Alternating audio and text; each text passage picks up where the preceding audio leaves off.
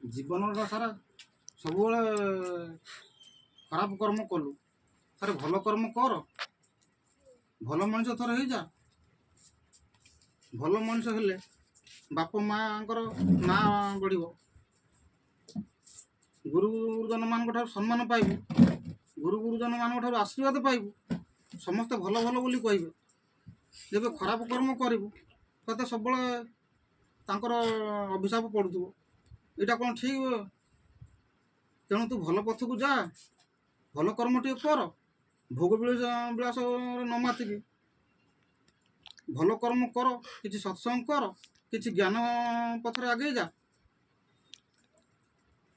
ତେବେ ତୋର ସମ୍ମାନ ସହିତ ତୋ ଗୁରୁଜନଙ୍କର ସମ୍ମାନ ବଢ଼ିବ, ପିତାମାତାଙ୍କର ଆଶୀର୍ବାଦ ବଢ଼ିବ, ପିତାମାତାଙ୍କର ସମ୍ମାନ ମଧ୍ୟ ବଢ଼ିବ।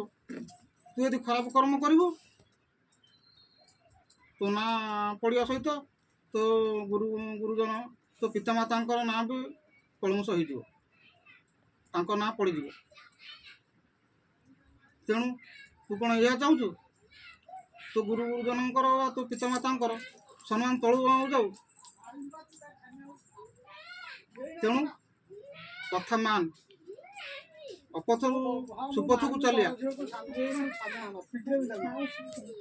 ଯେବେ ସୁପଥକୁ ତୁ ଚାଲି ଆସିବୁ ତେବେ ତତେ ସମସ୍ତଙ୍କର ଆଶୀର୍ବାଦ ମିଳିବ, କୌଣସି ଅଭାବ ଆଉ ରହିବନି।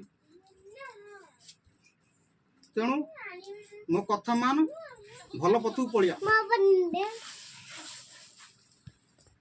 ଏତିକି ଖାଲି କହୁଛି, ଯଦି ଭଲ କର୍ମ କରିବୁ ଭଲରେ ରହିବୁ, ସମସ୍ତଙ୍କ ତୁ ସମ୍ମାନ ପାଇବୁ। ଆଉ ପଦ୍ୟ ଗୀତାକାର କହୁଛି, ଏଟା ମନେ ରଖ।